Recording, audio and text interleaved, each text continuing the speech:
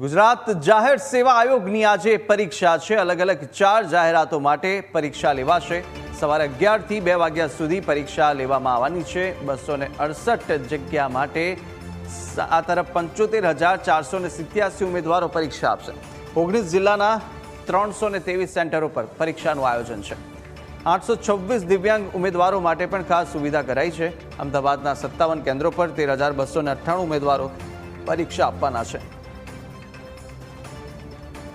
વધુ વિગતો પણ મેળવીશું। સંવાદદાતા આશુતોષ સીધા જોડાયા છે। આશુતોષ, આજે જીપીએસસીની પરીક્ષા 4 અલગ અલગ જાહેરાતો છે, તેની માટે પરીક્ષાનું આયોજન, કેવી તૈયારી?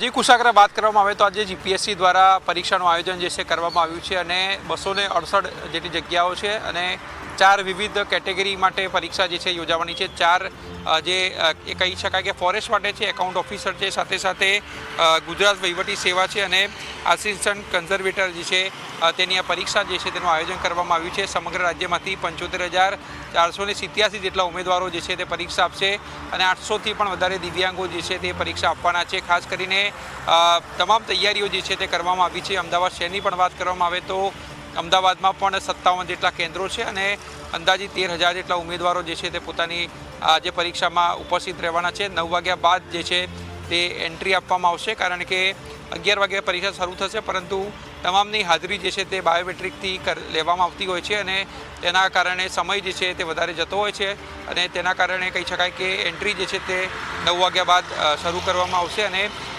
જે દિવ્યાંગો છે તેમના માટે ગ્રાઉન્ડ ફ્લોર ઉપર વ્યવસ્થાઓ જે છે તે કરવામાં આવી છે। ગરમીનો પણ સમય છે એટલે ગરમીને ધ્યાનમાં રાખીને પણ પાણીની સુવિધા જે છે તે કરવામાં આવી છે। એટલે તમામ તૈયારીઓ જે છે તે જીપીએસસી દ્વારા પૂર્ણ કરવામાં આવી છે અને ચુસ્ત પોલીસ બંદોબસ્ત જે છે તેની વચ્ચે આ પરીક્ષા યોજાશે। પરીક્ષા કેન્દ્રોની આસપાસ આવેલા જે ઝેરોક્સની દુકાનો છે તે પણ બંધ રાખવામાં આવશે। બેન્ડ બાજા જે છે તે પણ તેનો પર પ્રતિબંધ ફરવામાં આવ્યો છે, એટલે વિદ્યાર્થીઓ ઉમેદવારો જે છે તે શાંતિપૂર્ણ વાતાવરણમાં પરીક્ષા આપી શકે તેનું તમામ આયોજન જે છે તે જીપીએસસી દ્વારા કરાયું છે।